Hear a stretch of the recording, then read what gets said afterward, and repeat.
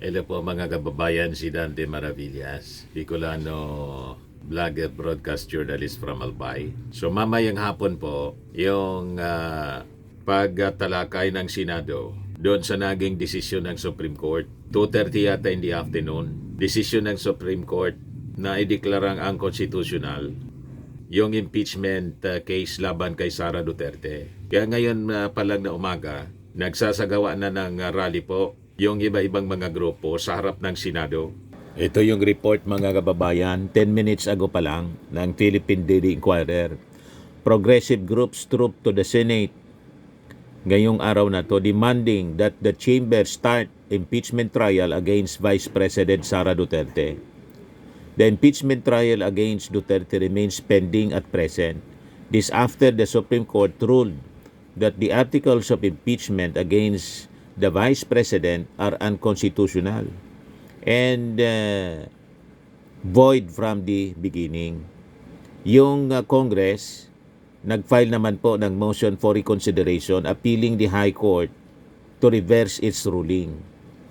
Ngayon, si Senate President Chis Escudero, meanwhile, said senators agreed to decide on the Supreme Court's ruling and tackle how it would move forward with the case ngayong araw na to. Mamayang hapon mga kababayan yung schedule. So ito na yung mga iba-ibang grupo nagsasagawa ng rally sa harap ng Senado. Nagmarch sila mga kababayan. Huwag i-dismiss, ituloy ang paglilitis.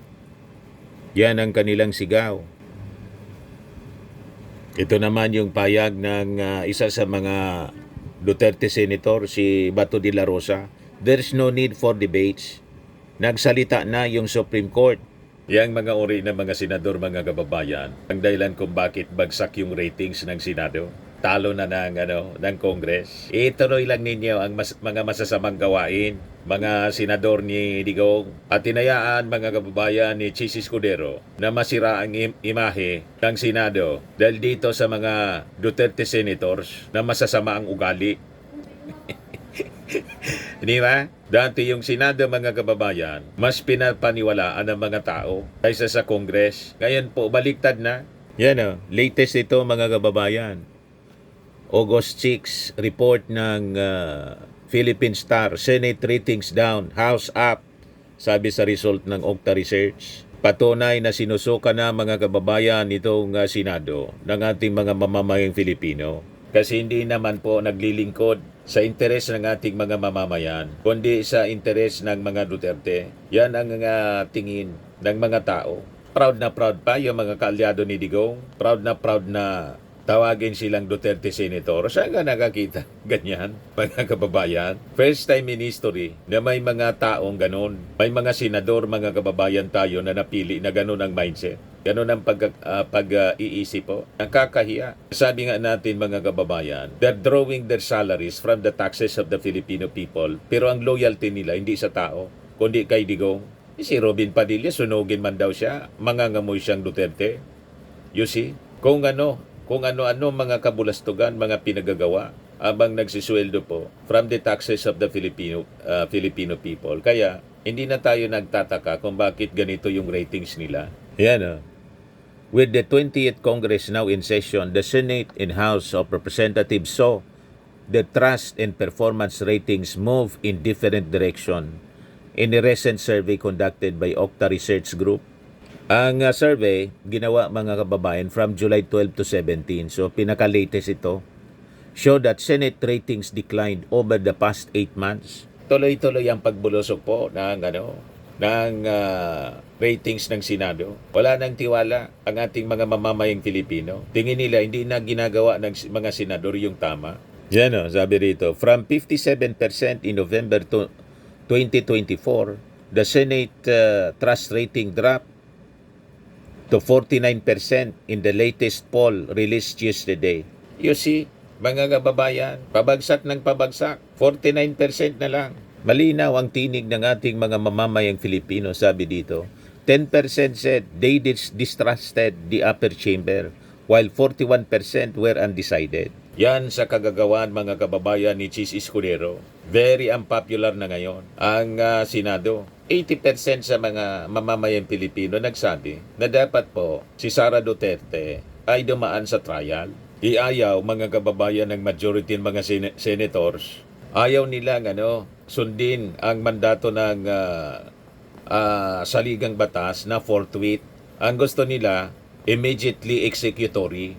Yun ang sinabi ng Supreme Court, immediately executory. Na kahit may MR, immediately executory daw.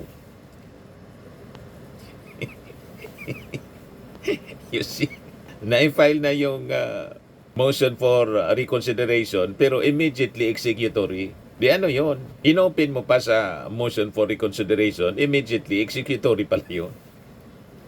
Sabi ninyo, hindi pa final. Pwede pa yung MR. Pero immediately executory. Kaya sabi ni Bato de la Rosa, hindi na nga niya kailangan ng hearing pa ngayon. Hindi bati pa ngayon. Kita ninyo? Yan ang uri ng mga opisyal, mayroon po tayo. Kaya hindi natin masisisi. Yung mga mamamayang Filipino talagang sukang-suka na sa ating mga senador. Meanwhile, the Senate's performance rating declined from 53% to 47%. Some 11% said they were dissatisfied with the Senate, while 42% were undecided. So in contrast, sabi dito sa balita, the trust rating ng House of Representatives improved from 49% to 57%. Nabaliktad po.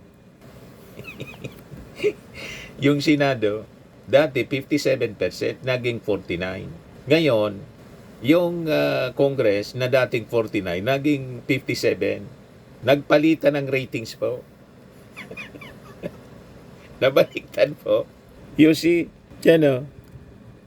from 49% to 57%, 8% distrusted the lower chamber while 33% were undecided. Some 55% were satisfied with the performance of the House, up from 47% in November 2024. Pati yung performance ng Congress, sa bagay, tama naman itong ratings na to mga kababayan kasi mas marami pong natatapos na trabaho yung Kongreso. At sa sa investigations po ng Congress, mas maraming na-achieve po, lalo yung Quadcom. Yung Quadcom ngayon, mga kababayan, muling binuo, officially kahapon. So, tuloy-tuloy ang pag-iimbestiga, mga kababayan, sa kung ano-ano mga katiwalian ng ating Congress. Na kung titingnan natin, mas na mahusay yung mas matino yung takbo ng investigation, mas magaling magtatatanong yung ating mga congressmen kaysa sa mga senador. Yung ilang mga senador natin, parang mga konsihal lang sa barangay. Grabe naman na niya, Mr. Maravilla. Tingnan naman po ninyo, napakagulo nila. Di ba? Yung mga tanong ng iba, nonsense. Pabida lang yung iba, mga kababayan. Lalo si Bato at saka si Robin Padilla. Mga nonsense yung mga... You see, imagine, senator judge ka, mag-motion to dismiss ka kung hindi ka. Tapos hinayaan naman, mga kababayan ni Chis Escudero, nawala na sa hulog. So nasira yung reputasyon ng Senado, mga kababayan, as reflected dito sa pinakang latest na survey ng UKTA, at tingin ko lalong tataas yung ratings, mga kababayan, ng ating mga congressmen sa pamumuno ni Martin Romualdez. Kasi ngayon pa lang po may napakaganda na ginawa yung Congress. Budget deliberation ng Kamara bubuksan na sa publiko. Napakaganda, mga kababayan. Transparency talaga. Sabi dito, inaprubahan na ng Kamara ang isang resolusyon na magpapaintulot sa mga third-party observers gaya ng civil society groups na saksihan ang mga deliberasyon sa pambansang budget sa sesyon nitong Martes, Agosto 5, kahapon. Layo ng akbang na ito na gawing mas bukas at transparent na proseso ang pagbuo ng pambansang budget, partikular na sa Bicameral Conference Committee hearings. Sa ilalim ng House Resolution number 94 na inakda mismo ni House Speaker Martin Romualdez at Tingog Party List Representative, maaari nang ma-accredit ang mga lehitimong people's organizations bilang non-voting observer sa mga pagdinig ng Committee on Appropriations.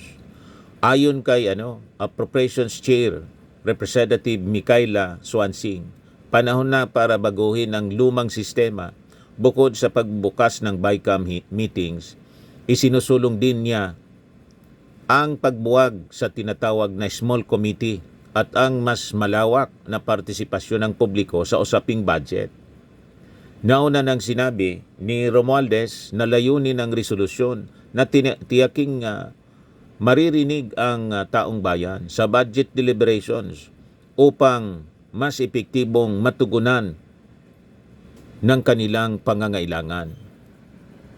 Siguradong lalong tataas yung ratings ng Congress dahil po dito. Yan pakinggan natin ito mga kababayan. Mr. Speaker, I move for the consideration of House Resolution 94, copies of which were already distributed to the members pursuant to the rules of the House. May I request the Secretary General to read the title of the House resolution? Is there any objection? The chair hears none. The motion is approved. The Secretary General is directed to read the title of House Resolution number 94.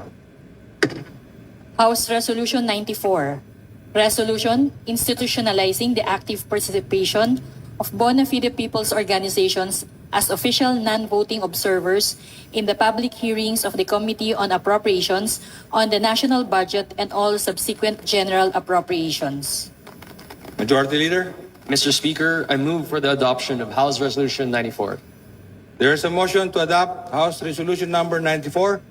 All those in favor say aye. Those against say nay.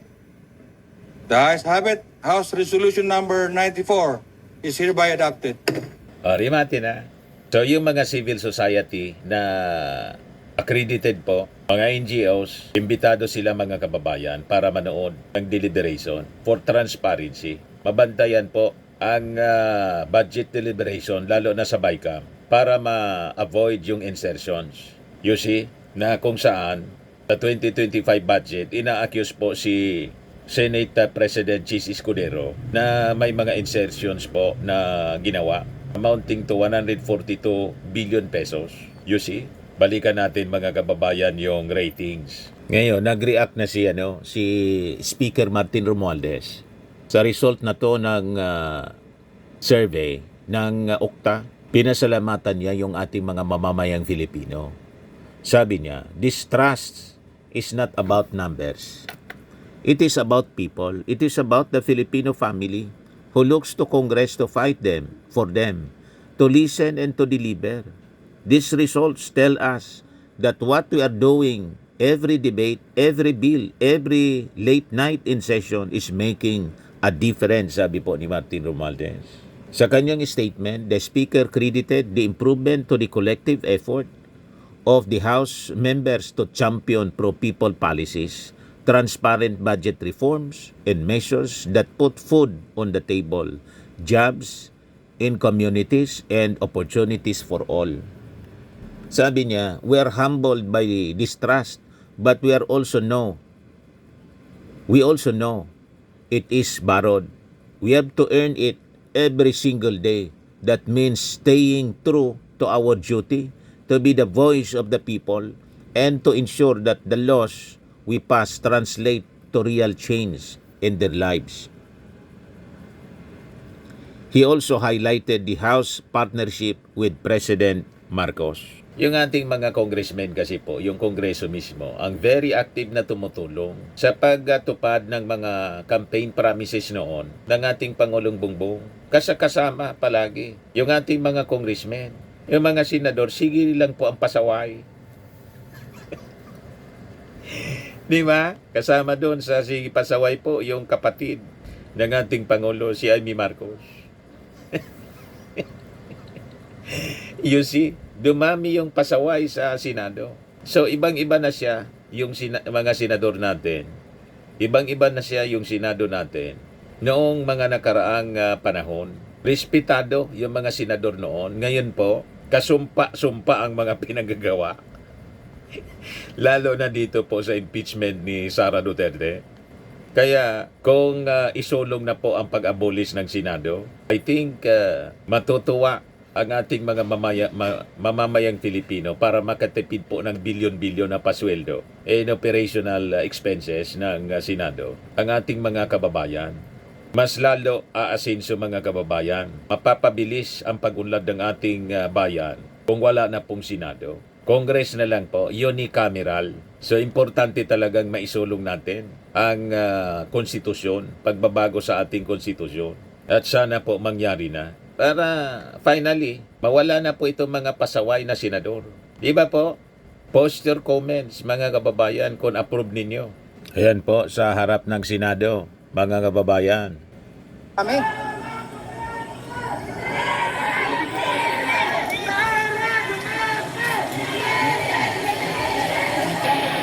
Mary Grace Santos, good morning po sa inyo ma'am. Thank you so much. Ayan po. Marami pong tao.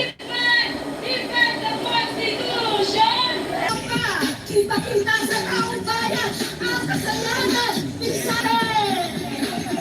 Ating unang karapagsalita, isa siya sa impeachment complainant. Atin ang tawagin si kasamang Father Joel Samalia. Po sa inyong lahat mga kasama at tayo po ay patuloy mananawagan sa Senado na pakinggan ang tinig ng mamamayan ay parating sa taong bayan ang dapat iparating. Ano yon? Upang makita ang mga kasalanan ni Sara at hindi nila itatago sa mga katagang dismiss ang impeachment. Diyos, hindi po kami hindi kami tatahimik. Wala pong pwedeng magpatahimik sa amin. Kung makita na po nating sila ay nakatulan, doon marahil mananahimik na kami at magpapatuloy sa kanya-kanyang buhay. Pero ngayon, ang iba't ibang mga grupo, iba't ibang mga organisasyon, iba't ibang mga katayuang buhay, mayaman, mahirap, ngayon sama-sama pang iparating sa Senado na meron po tayong dapat gampanan, meron po silang dapat gawin. Let us all uphold the Constitution. Respetuhin po natin ang Konstitusyon. Ituloy ang paglilitis. Huwag pong patahimikin. Huwag iligtas si Sara sa likod ng ating mga takot na mga senador na ayaw harapin ang katotohanan na merong kasalanan ang kanilang pinagtatanggol. Movement. Kami po ay nananawagan sa Senado at sa lahat ng kapwa Pilipino. Harapin natin ang katotohanan. Harapin natin ano yung dapat gawin. Let us all uphold the Constitution. Atin pong litisin at tignan kung mayroon talagang katotohanan. At kung wala naman tayong problema doon. At kung meron, siya i-convict at panagutin sapagkat meron siyang responsibilidad at pananagutan sa bayan. Mabuhay ang sambayanang Pilipino. Sa mga naghanap ng malinis and spacious fitness gym, pumunta lang po kayo sa aming Colossal Fitness Gym. We also offer Grab Car Rental with our brand new 2023 model ng Toyota Innova. We also accept booking for those who are planning to travel via PAL, Cebu Pacific, and other airline companies, local and international, and bills payment for Meralco Bills, PLDT, Aleco Bills, etc. Ang Colossal Fitness Gym is located at 3rd floor Security Bank Building, Landco Business Park, Legazpi City, Albay. For inquiries, look for Chilon Maravillas. Contact number 0966-802-0949. Yan yung aming Innova. Lagi na pong matao sa amin. Pati mga foreigners po, tingnan ninyo. Mga British tourists sila. Ang lalaki ng katawan na, mga kababayan, nag-gym sa amin. Ito naman po, Indian National. Ito mga mga European sila. Ito naman yung bago naming product na binibenta online, Eye Glow Serum. Whitening po siya galing sa South Korea. Tingnan ninyo yung epekto sa aking anak na architect entrepreneur, Riz Maravillas. For inquiries, look for Riz Maravillas on FB.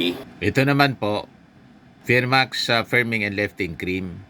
Pinapahid po sa mga pulses and affected area. Mainam po sa mga pains at paninigas ng mga kaso-kasuan. Ito po, Automax Radiant Serum. Sa mukha naman yung application. Anti-aging po siya. You will look 10 years younger than your age. Ito naman po yung bagong product naming binibenta online. I Am Amazing Pure Organic Barley Powder Drink Mix from Australia. Endorsed by cancer survivor Maritoni Fernandez. Pwede kayong magnegosyo nito mga kababayan. Tulad ng ginagawa ng aking anak. Tingnan ninyo. Pati coffee mix mayroon po. Kahit mga bata pa po nagninegosyo na nito mga kababayan. Tingnan ninyo. Pwede kahit sino.